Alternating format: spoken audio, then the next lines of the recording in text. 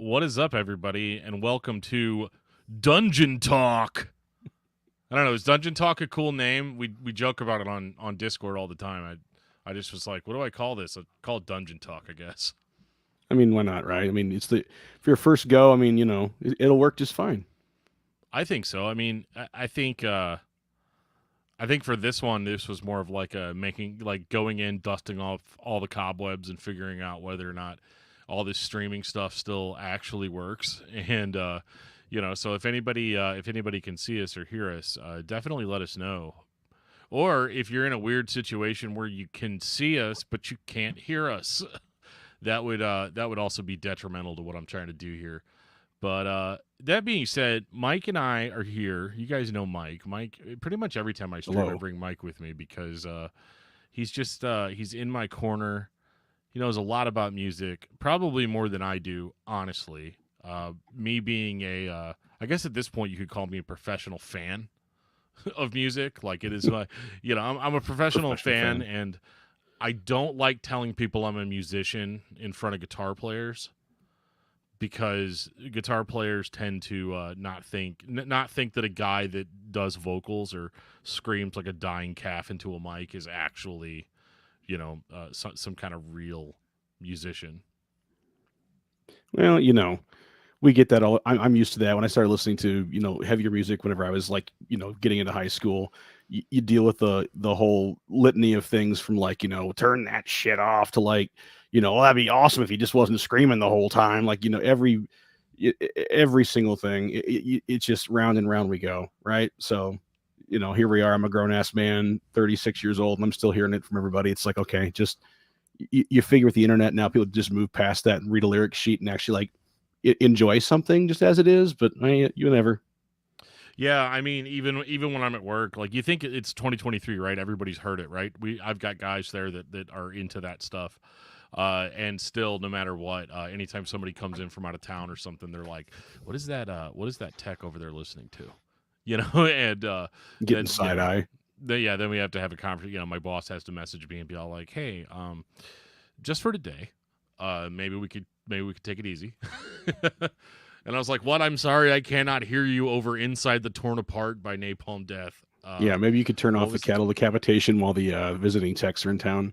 Yeah. Maybe just for a couple of minutes. But I'm not here to talk about work because I was there all day, and I'm glad to not be there right now. So Hell yeah. we're here for one reason and one reason only, and that is to talk about a record that I know is special to us Yep. for different reasons. So I'm going to start with you, Mike, because you're kind of my guest, even though like more than likely every time I do this, Mike's going to be with me. So, but we're talking about Between the Buried and Me's Colors, uh, Yes. and so I wanted to get a little background, Mike. You have told me multiple times that this is either your favorite album of all time, or it's one of your favorites. So This which is one is it? it's my favorite album of all time. Like it is absolutely my favorite album of all time without any sort of hesitation whatsoever. So this holds a very special place for me. So whenever I first started playing guitar, I was into all sorts of like, pop punk and ska and like all the late 90s, early 2000s stuff that, you were into. And Yeah. then I was, when I first got into college, I had to go to, like it was like a 40-minute drive to this college I went to. And so I would go to like Music Biz and Slackers looking for used CDs and such, you know, in between classes, so on and so forth. And I came across a CD uh, simply just called Between the Buried and Me. And I picked it up and it was like a standard kind of like metalcore, death metal leaning kind of not quite prog, but kind of it was very, very unusual compared to a lot of other stuff out there at the time. And I liked it a lot. And so when I was, getting my guitar chops going, I kind of listened to that and kind of emulated a little bit of it. And then, I'm going to show my age here to the younger folks that just maybe joined the stream, but I received a mailer from Victory Records. It was actually one of the demo discs Oh that came yeah. with the Victory Records mailers, and Mordecai by Between the Buried and Me from Silent Circus was on there. And I listened to that and I about fucking fell over. Like, and I mean, like, it was incredible. And me having, pretty concerning amounts of ADHD, it was right up my alley. And it was so radically different than absolutely everything else in the market. I mean, that was like the era of Under Oath and like Atreyu and stuff like that. Then here comes, Silent Circus. Like, oh my god. So then I kept thinking to myself, as I'm learning my chops, uh, I kept thinking like, okay, well, how are they going to possibly top this? And then Alaska comes out, and then everybody and their mom wanted to learn how to sweep pick on guitar. It's like, okay, like it was just incredible. And so I'm getting better and better at guitar from like listening to these guys, and they're drawing from so many influences that I just start listening to more things. Like, until then I had never listened to Earth Crisis, but now I'm listening to Earth Crisis and like Cephalic Carnage and stuff like that because these guys are into it. And I kept thinking to myself, okay, well, there's no way they're ever going to top this. And then Colors comes out, and I had an advanced unmastered copy of it because somebody in the studio leaked it on, I think, like LimeWire, and I downloaded it off LimeWire or off Did your Kazaa. One of the two. computer still work after that? I mean, barely. It barely. I was poor as hell, so it barely worked anyway. But basically, that would be like. So imagine if I if I wrote last year, if I wrote "Pump Up the Volume" by NoFX, I was like, yeah, all right. I just wrote this album, and then the following year after that, I wrote like basically The Sound of Perseverance by Death, like without any sort of. It was that big of a jump, and Yeah. these guys must have practiced for like 10 hours a day plus every single day for years. I cannot, and I'm gushing because I'm fanboying over this. I've seen them live several times, but I'm not just saying like, oh, it's an easy listen, it's a good listen, which it is. The composition of the tracks is incredible. The amount of influences, they basically sat down and said, hey, we all like Pink Floyd and Queen and Death and like all this other stuff. What if we did all that? Yes, but also with jazz fusion and made it's bonkers, and it works. And all 8 tracks on that song are on the album rather just roll into one another like one continuous piece. And I think, and I've told lots of people this before, but the only way to really listen to it is just to listen to the whole damn thing, just cover to cover. And it blew my mind. I got so much better at guitar because of it. I got so much more experience with music in general, like just branching out into all sorts of just weird and wacky things. Like all of a sudden I'm getting like, Tarkus by Emerson, Lake and Palmer. I'm listening to Yes and stuff and like getting into all the 70s super groups. And then I feel like, and I think we should probably touch on this later on too, so I don't just keep prattling on and on and on singing its praises, but I don't know how they feel about this. I'd love to talk to them and find out because I feel like they hit their very best album ever, like super early on in their career. And I mean, like, I don't think, in my opinion, they have ever topped it. They've come very close. Parallax 2 came very, very close. That was, oh my God, it was a hell of an album. Colors 2 is a kind of a nice homage to it. In some ways, it kind of reminds me like of a Colors B-sides. Great Misdirect was kind of a Colors B-sides to me as well. But I mean, imagine like coming out, you're like 3 albums deep and all of a sudden you drop out Colors. I mean, they could have just quit right there. Like, it was incredible. I mean, just everything about it was completely out of place for the time. And quite frankly, in my opinion, Dan, I think that they influenced like the sound of music from that point forward, and like in heavy music and progressive metal, because everything that we have now that's kind of mainstreamed in modern metal kind of started there. These like really like just abrupt drops in volume or changes in styles or incorporation of different styles. You got some guy doing death vocals, then it goes into 5-part harmony with like gigantic soaring, like epic metal guitar riffs. It's just, it's amazing. Can't stop gushing about it, obviously. So definitely holds a special place in my heart. Yeah, 100%. I mean, this record really came out of nowhere for me. I was into Between the Buried and Me before this, and there was a long time after Colors came out that I was still very much more of an Alaska guy. I was like, oh yeah, because Alaska blew my mind, right? So I know a lot of guys like that. Yeah, my first exposure to this band was I bought the album Immersed by Sinai Beach. Hell yeah. which was Pantera is in a head-on collision with Danzig. Danzig vocals, dude. Yeah, yeah. So like it's it was a Victory Records special, and I'll probably end up doing a separate episode on Immersed at some point in the future. But there was a Victory Records sampler disc Yeah. in the back, but it was a DVD, right? So you take that out, and you take that out, and you sorry, live stream, everybody. I'm gonna fix that in post, so when you guys hear it on Spotify, it's gonna sound way better. It'll be But no, perfect. there was a DVD. You pop it into the PlayStation 2, and it had a video for Mordecai. And I don't know if you've ever seen the video for Mordecai It's before, but awesome. it's basically like a Ken doll goes out and commits a murder or something. It's wild, like absolutely wild. And I think that the weirdest part of it was that the first time we watched it, because it was me and Buddy, I remember we were at his apartment in South County, and we were watching it, and we got through like the Ken doll stuff, and we're like, oh, this is stupid. So we turned it off because the beginning of Mordecai is just nothing but just blast, blast, blast, like right in your face. Oh, it's chaos. I love it. Yeah, it's great. But at the time, we were just kind of like, oh, it's just a death metal band or whatever. You know what I mean? We just moved on to something else. We were too excited to watch the Freya video, that was on there.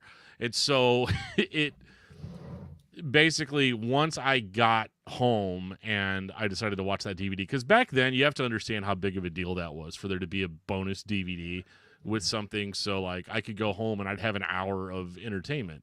And so I ended up watching the Mordecai video and getting all the way to the end and getting to that like more progressive melodic segment towards the end of it with Yeah. all the singing and everything. And I was like, it's kind of like if Opeth was American, like there's a lot of interesting stuff with that. But I don't know, man. It just really captivated me. So I went out and I got Silent Circus. And I was lucky enough that when I bought Silent Circus, that also no, you know what? I messed up because I bought the re-release of Silent Circus also comes with a DVD, but it's a full live show. But I think there's like songs from Alaska on there, so it couldn't have been in the original version of it that I got. But I bought the CD, I loved it, and I was really excited about it.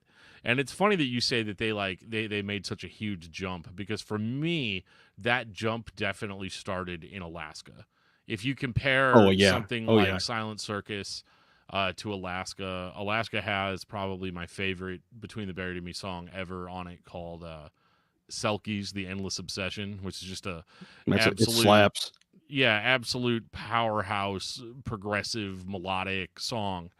And so that was what I kind of judged them by. And what I liked about Alaska was that Mike and I have very different opinions on progressive music. Obviously, like there's times where I'll be like, oh no, it's too prog, and turn it off, and then I'll go listen to Death, and then Mike will be like, what do you how are you hearing this and not thinking that this is also progressive?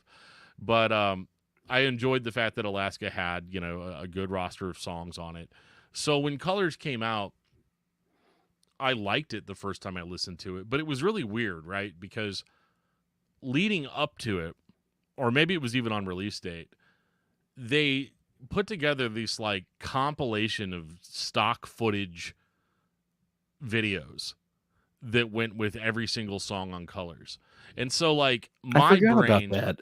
yeah, so like my brain works in a really weird way where I'm always trying to find the deeper meaning behind it. I'm trying to figure out how these clips correlate to the music that I'm hearing, or how the events that are happening in the video actually correlate to the lyrics of the album. So it's weird, right? Like, I remember watching it and not really being able to make heads or tails of any of it. But it was whenever I got to the song "Son of Nothing," that's when it started clicking for me, because Yep. that was like, that song was the first single, I believe, that was released. And if you can call an album like this an album that has singles, but The album is a single. It's like a 72-minute long single. It is. It all goes right together. But yeah, Son of Nothing was like the most recognizable to me, I think, as far as it having the familiar between the Buried Me structure. Like, yeah, it was a lot longer, right? Oh yeah. But it was a lot longer, but it still had that same structure that was recognizable to me. And it was only then that I really started listening to the album as kind of one whole piece. And it's That's the best way to there. take it. Yeah, and so it's there whenever you start seeing like sort of the progression that they had before. So I don't necessarily think this came out of nowhere. I think that it was always kind of there or cooking. You know, we say like, oh, how did they just go into the studio and record this or figure this out or write it or whatever. I have a feeling that they must have been composing these songs for much longer than just the between the album cycle.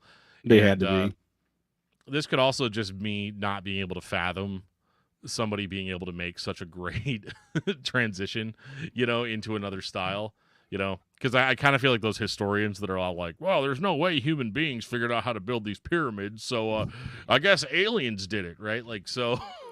Well, you know, one of the big things that was a benefit to them, and not, you know, let me get this out there, not to the detriment or to downplay any of the original Between the Buried and Me members, but whenever they picked up Blake and Dusty from Glass Casket, that was, as soon as they did that, Alaska came out, and the musicianship and the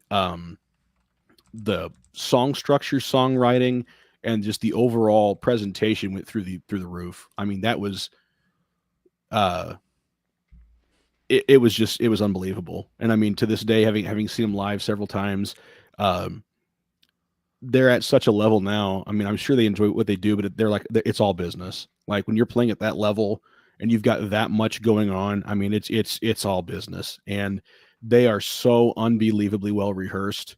And the way they kind of do things live is just, it's mesmerizing. And I think that was, you know, to your point earlier, and you said Alaska was like the huge leap forward. I really attribute that to them picking up Blake and Dusty from Glass Casket, who Glass Casket also rules, by the way. They put out 2 albums. They were both really solid albums.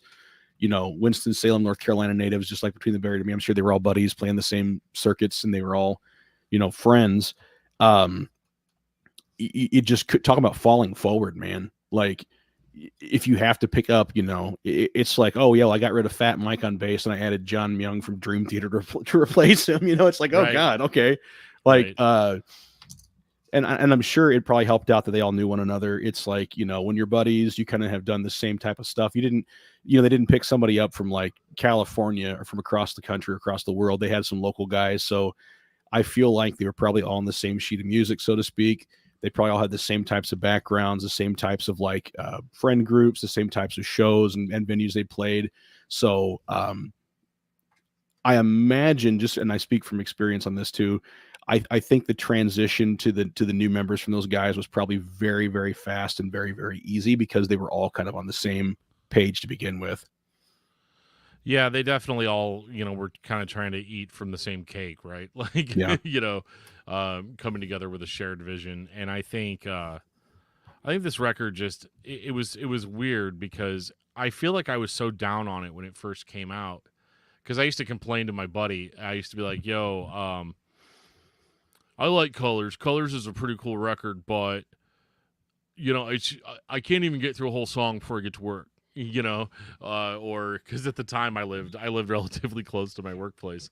Yeah. But I mean, even now, I think my drive to work's like 45 minutes to an hour or something like that. It's Yeah. You can get so like 2/3 of the way through it. I could get probably to Viridian, right? Yeah. But I kind of want to highlight some of our favorite tracks, and so I'm gonna start with you, Mike, and see what track on Colors you feel like is the defining track on the record. Ants of the Sky. Really? Coming right off the back of Son of Nothing. I mean, which is just an absolute masterpiece. And then that Blake hits that drum fill, and they have that just incredible build up in the very beginning. They have that kind of chromatic, that the guitars just start building up to this big crescendo, and then Paul Wagner drops that just giant sweep pick section, and then off to the races you go. That is, to me, that is like that's kind of the cherry on the top of Keller's, quite frankly. You've got a huge variety of stuff. So right off the bat, you've got some guitar noodling, just bring it in on some fast drum fills. You go into a very, very, very fast and kind of frantic, but it's not like death metal. It's closer to like older punk or thrash type riffs. Like it's really quick and really lively, and then it goes straight into that just badass arena rock like anthemic guitar that Oh, dude, it's Queen worship. oh, it's yeah. Like, They had to be sitting around like just baked, listening to like Night at the Opera. Like, dude, we can totally pull this off. Like, and then that man, you go through that whole thing, you go back into like just deep death metal territory, like some really just grinding cuts in there. Man, you've got some like just real heavy vocals. Everything's going along, and then like the way that progresses is just it's a master class in songwriting for like heavy music, my opinion. Again, take this with a grain of salt because it's just me, but for what it's worth, for those of you who don't know, I have played guitar for more than 20 years. I was in a band, we played all over the place. I've kind of met a lot of people and done a lot of stuff and written a lot of songs, and I can tell you like that is a master class. This thing goes from a just energetic transition from Son of Nothing, builds up, goes, drops this huge anthemic guitar riff and this big kind of chorus part on you, dives back in the death metal territory, and then what comes out of it is it suddenly turns into like a jazz fusion. There's like smooth jazz happening there, and then the whole thing culminates into an acoustic guitar bluegrass kind of like foot stomper with the sounds of a bar fight in the background going on, yep. like, and then out of nowhere on like the start of like one of the final bars, they drop right back into that anthemic guitar solo part, but they've now harmonized it and they carry that out. It's incredible. And again, maybe because I have ADHD, I appreciate that, but it is, they control the volume of everything properly.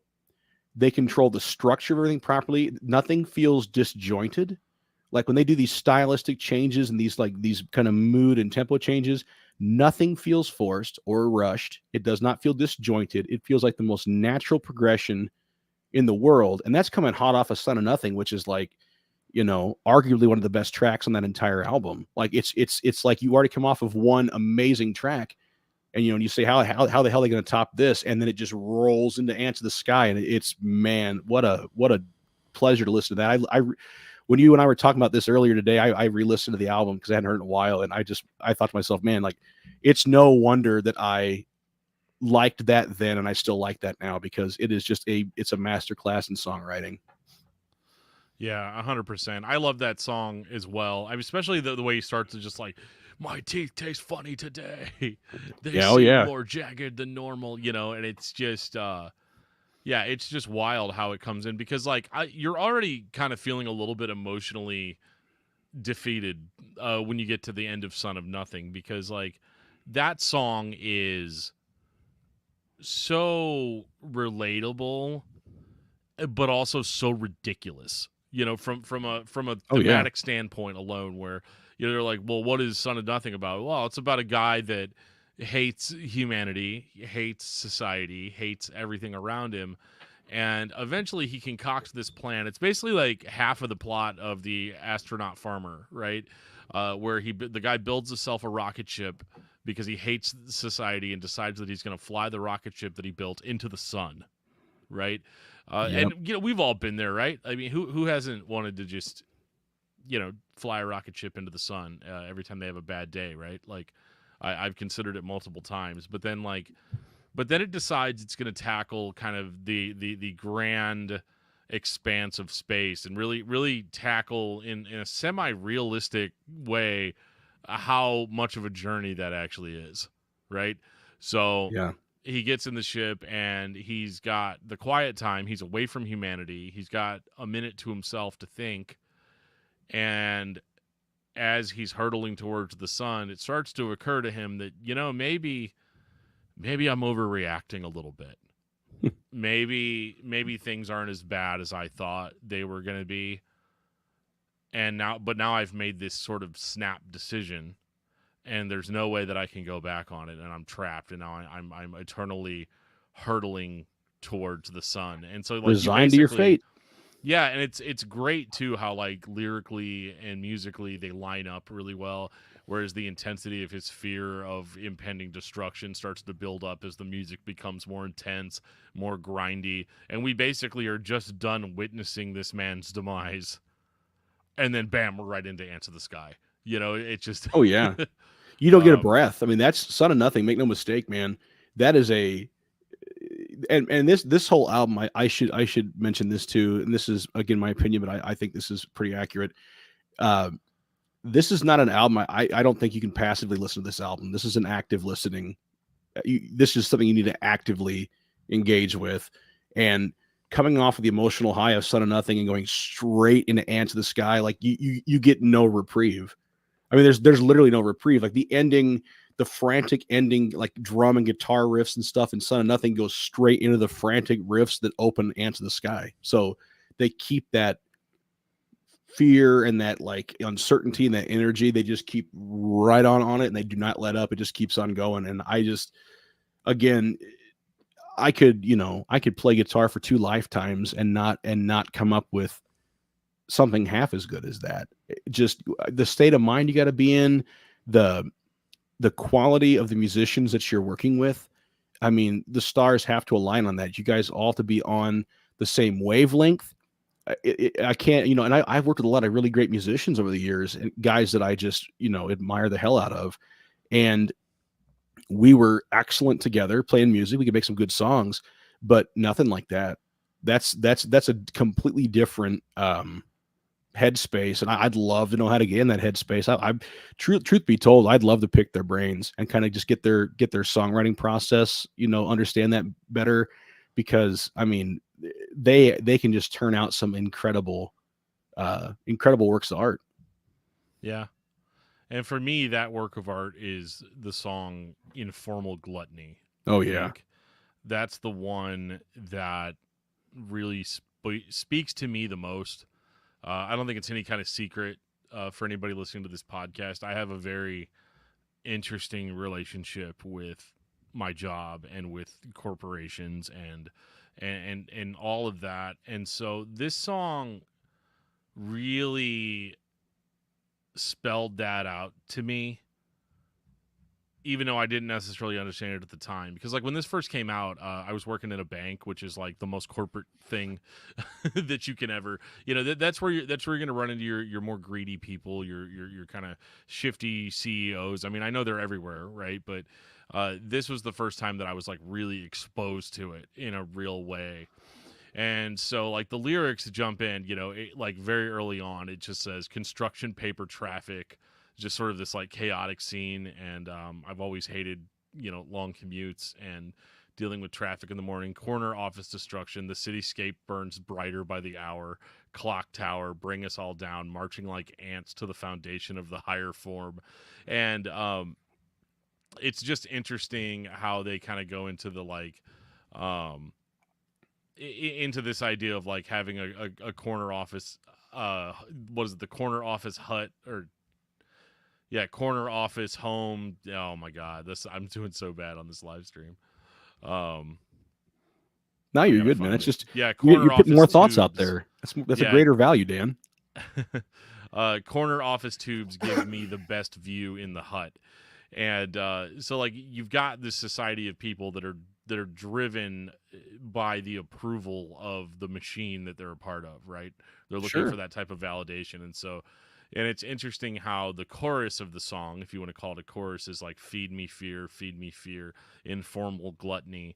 And I kind of struggled with that for a while until I had a boss at that job who was very overbearing. They led with fear Yep. only, as the only motivation. So when it says feed me fear, feed me fear, feed me fear, and with it being called informal gluttony, it's almost as if like, yes, I'm being led by fear. Fear is my only motivation, but I have to get the best view in the hut. So please feed me more of it. You know what I mean? And like that always stood out to me as a really interesting way to prove it. Right? Like, It's a lot of that stuff, even back on the earlier albums, but a lot of that, the lyrical content and stuff like that is, despite the huge, um, just the grandiose nature of the music. A lot of it's about the hopelessness of like living in modern life, like the childishness of like the rat race, so to speak. Like, one of the things that spoke to me, I think, as a younger guy, like a teenager, listening to this was, growing up in a very small, conservative Christian like rural town in South Central Illinois. There was a If you were in any way, shape, or form self-aware, it was just a curse. It was a total yeah, curse, because now you're looking at like, oh my God, like I know what's out there and I literally cannot get away from this. So you're kind of stuck. So, the lyrical content of being like an informed or aware or awake, maybe, observer to the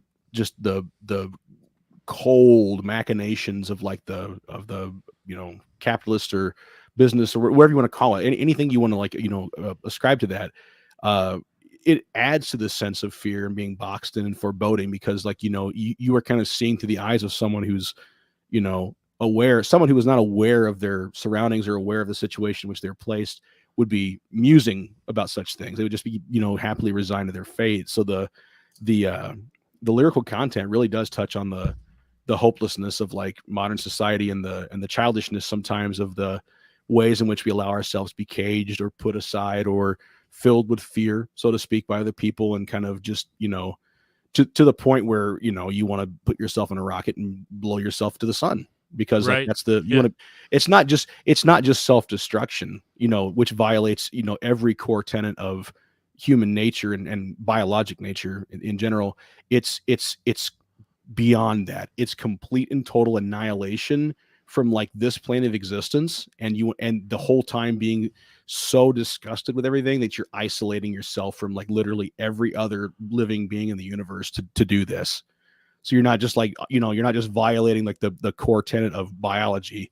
You're like, yeah, you're so fed up, you're isolating yourself to do it. So a lot of that, lyrical content at first glance seems really, goofy. Tommy writes some pretty wild stuff, but yeah, and like all literary, works, you can kind of like, ascribe your own personal biases and things like that to it as well. But at the end of the day, like it's some pretty heavy stuff. Not all of it is, but it's some pretty heavy stuff. It really is.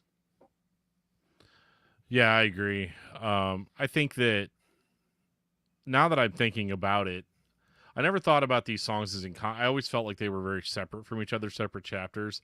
But now that I'm looking at the track listing and we just sort of had the talk that we did, do you think that informal gluttony leads to a son of nothing? That Yeah. I never really saw the connection there, but I'm Yeah. seeing it. I'm seeing it now. Sure it But does. Because what other reaction would one have if you were like self-aware in that situation, cursed like I, felt that I was as a child or a young teenager. Um, but if you reach a point where it's so heinous and so untenable to continue in that way, like you'd want to be rid of everything. And what better way to be rid of that than to be 93 million miles from Earth, barreling towards the sun, right? right, right. And it's crazy how it sounds almost so appealing, from down Some here, days. right?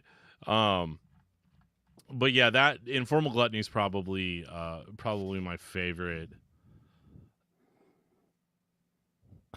It's probably one of my favorite, you know, songs on the album. Probably it's hard because I love the way this album opens up.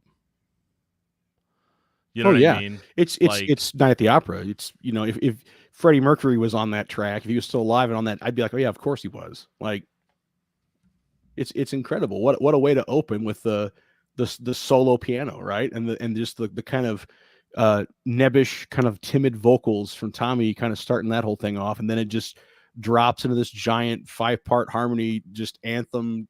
Yeah, what a way to go, man. yeah, it's absolutely wild. And I think just so that we don't keep saying the same things over and over again, um, it's interesting the placement of Viridian in that you have. I think this sort of explains why I had so much trouble at first getting into this record, because you've got Informal Gluttony, Son of Nothing, Ants of the Sky, then prequel to the sequel. The only way I can really explain that is that it would be like somebody being like, okay, there's this new book out, but first I really need you guys to sit down and read 4 encyclopedias of 4 different world histories.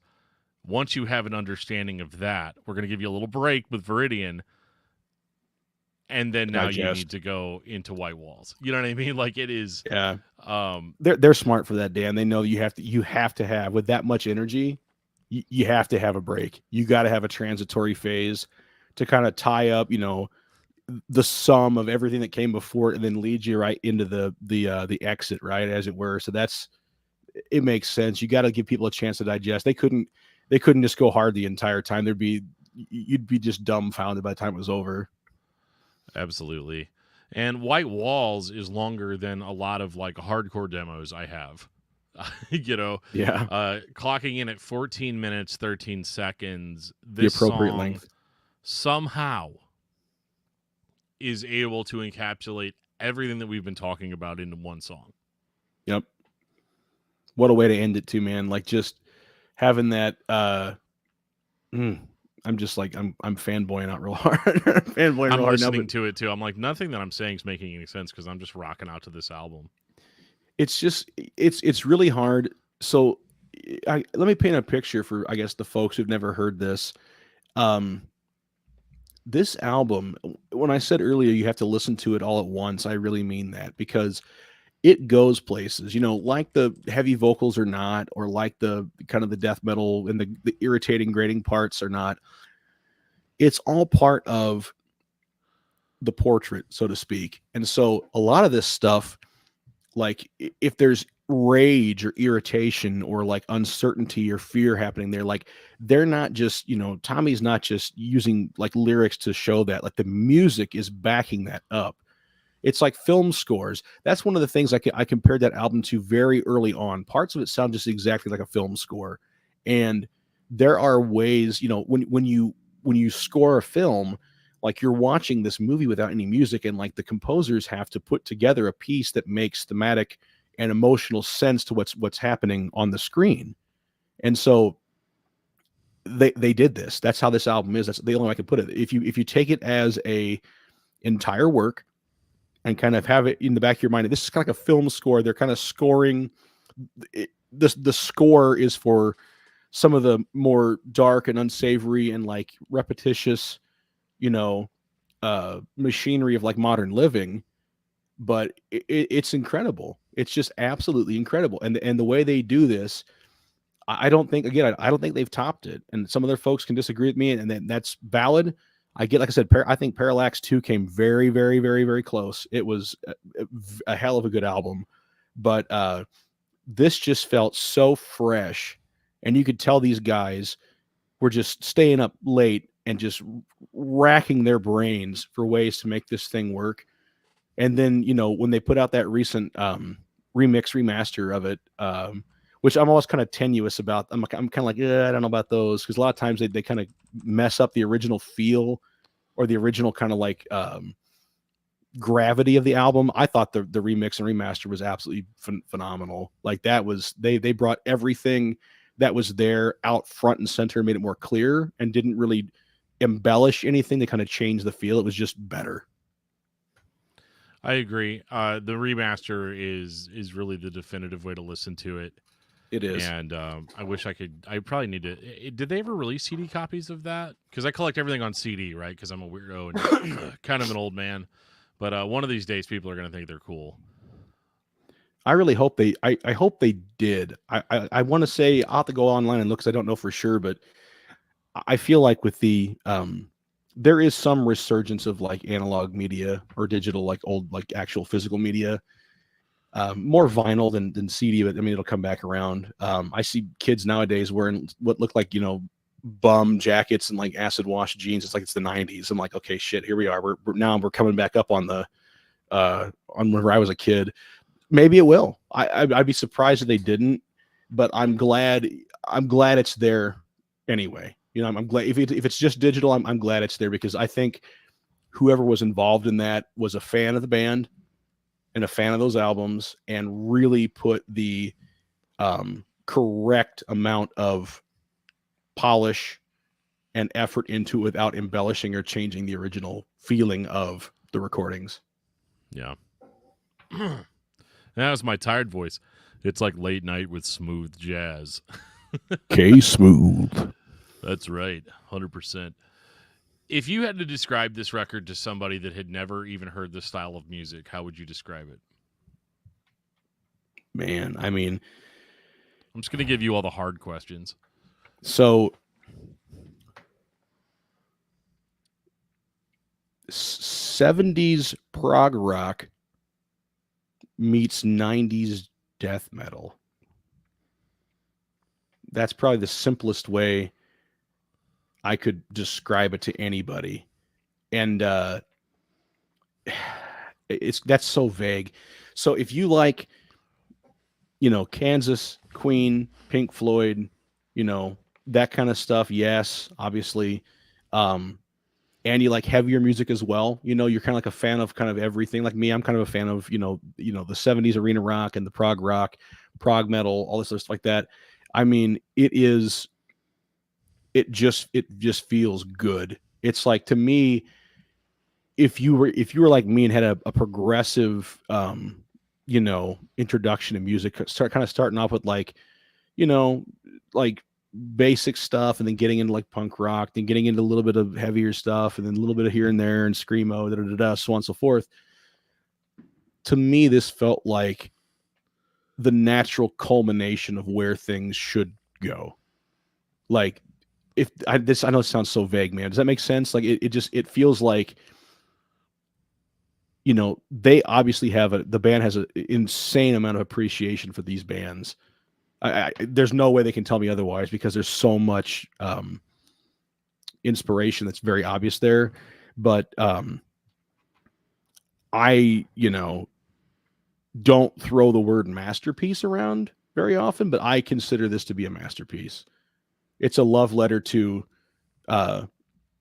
it's a bunch of dorks with ADHD that were huge nerds. And it's a love letter to 70s prog rock and 90s death metal and all the other stuff that they've listened to over the years and, you know, grew up playing guitar and drums and everything too. And quite frankly, with the acquisition from Glass Casket, I think it was a way for them to show off. I really do. And good on them. Good on you guys. Like, to show your chops and to show your evolution as a band. Like, what better way to follow up, you know, what was a, you know, unbelievable album on Alaska than with this, just dropping that on everybody. Yeah, that there's a little bit of showboating happening there, and I support it all the way, man. What a good way to do it too. You're not just like, you know, big dick and like Paul Stanley and everybody, but you're actually backing it up with some incredible composition and execution. It's majestic for sure. It's funny because on our old podcast discography discussion, we used to call Between the Buried and Me adult contemporary death metal. That's accurate. Yeah, and I think it's fun. And for you guys that are joining us, a lot of you guys we know, and we really are. I think Mike especially is just floored at you guys coming out and commenting on this little live video we're doing tonight. But yeah, the way I would describe it is if you guys, some of you guys that I work with hear me blasting this stuff, you know, ad nauseum, day in and day out. This is an album that if you were ever going to listen to a death metal album in your life, this is the one that you want to listen to. And you know, there's plenty of elitist metal guys out there that are like, it's not really death metal, it's more like progressive metalcore. Yeah, I realize that. Christ, you know, the subgenre police, yeah. They have dude, I would be harder on those guys if I wasn't kind of one of them, you know. Oh, but you're one of those gaslight gatekeep girl bosses, huh, when it comes to music? I mean, you know, I might have an Excel spreadsheet, you know, of different music genres all spread out, and you know, but yeah, if you're into the guitar solos and riffage of bands like Queen, you know, but you've got a guy that screams, but also can sing so well, Very, very, He very has well. a beautiful singing voice, beautiful screams, They can all and sing very well. They all back him up. yeah, I mean it's great. It's funny because whenever we were talking about doing this stream tonight, instead of pulling the album version of Colors up, I listened to the live version because I've got the DVD of the live version, and I was actually at that show I'm so where they jealous. recorded that live DVD. They literally just came out on stage, played this entire album from beginning to end. Then they took a break, and then they came back and played a whole bunch of old favorites as well. That's And a then long at the show. end of the night, they all gathered up at the top of the venue, and everybody watched Home Alone together, Sounds about right. which is random, but I mean that's just this band, you know. Uh, I had a good buddy who was on tour with them a while back. This has been several years ago, and he said that's par for the course. They'd go out to the bar and they were just like they would sit around and just clown on everybody and just be like huge goofballs. And apparently, you know, I've never spoken to them in person, but my buddy who was on tour with them said they're very nice people, like very, very polite and very nice people. And it was just a pleasure to be on tour with them, which I believe it. You can't be uh well, I say you can't be an asshole and produce works of art like that, but I guess you absolutely can. But to their credit, they're apparently not. They're apparently very good guys. So good on you guys. And uh, I guess thanks for making something that's just been a major part of my life now since it came out, and has it pushed me to want to improve my musicianship and broaden my musical horizons. I think more than anything else to that point in my life. So it was. And again, if you never have heard this album and you're not like familiar with the genre, like I think we kind of opened up a little bit earlier talking about how you get that people who just dismiss it because they're just screaming bullshit, like all this other stuff. Like this is significant to people, like to Dan and I, like, and other people like us. Like this is significant to us. Like this type of music is significant to us. Like it it's the medium, or I guess the delivery that we have chosen to, like, convey our emotions or to draw like our emotional strength from, or things like that. And so to just dismiss it because of one or two things that don't make sense or feel abrasive, like I think you're doing yourself a tremendous disservice, because this is significant to a large number of people. And I'm talking about the genre in general now. And for some people out there who had tried as young adults or teenagers or middle schoolers to find some outlet for their frustrations or their joy or their victories and losses, like if everything else that people are doing around you is not meeting the inward need you have to kind of have an emotional outlet, and this does, I mean, then that's significant. That's a major like milestone in your life. So to be dismissive of it because it's abrasive or because of one thing or the other, I think is just doing a disservice. Because if you look at the album as a whole, the lyrics, the musicianship, all the transitions, things like that, like it's really apparent like all of these pieces serve a very clear purpose in the greater picture. And again, I just in addition to the genre itself, just kind of defining my early adolescence and early teenage years, this album was just it was beyond. And there's a handful of albums I have out there, Dan, that are like this to me, and some of them make no sense at all. Like I Am Hollywood by He Is Legend is one that is an absolute, like, just banger for me. I think that's a phenomenal album.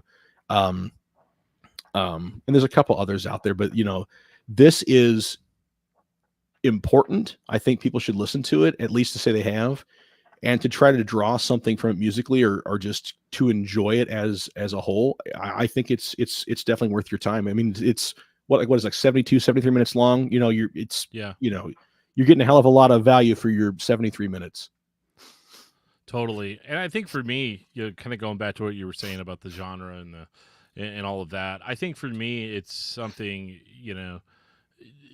Dan Terry, the guy, is not very powerful, not very commanding, not very strong. I've always had a weird feeling of weakness, like almost small man syndrome, even though I'm not a small man. But I do think that, I've always had sort of those that insecurity. And this kind of music really this kind of music really can make me feel powerful enough to get through the day Yeah. every day. And so an album like this, especially like because a lot of my frustrations, anybody that listens to the podcast or just knows me personally, a lot of my frustrations stem from work or just general like poorness, never really being satisfied with my place in the world. And maybe there's a lesson in contentment there that we can explore at some other time. But I've always been frustrated by the world around me, sort of irritated by things, and this kind of music just kind of slaps a huge band-aid on that and gives me, the screaming and the riffs and the drums. It's cathartic. It's cathartic, and it gives you, it's like slamming two monsters before you work a shift. It gives you that sort of extra boost that you're going to need in order to get through your day and be able to be a decent human being, even when you're not feeling like one. And this album, especially Colors, is very complimentary to that. It gives me very long stretches of things to concentrate on because I like having a primary concentration and a secondary concentration.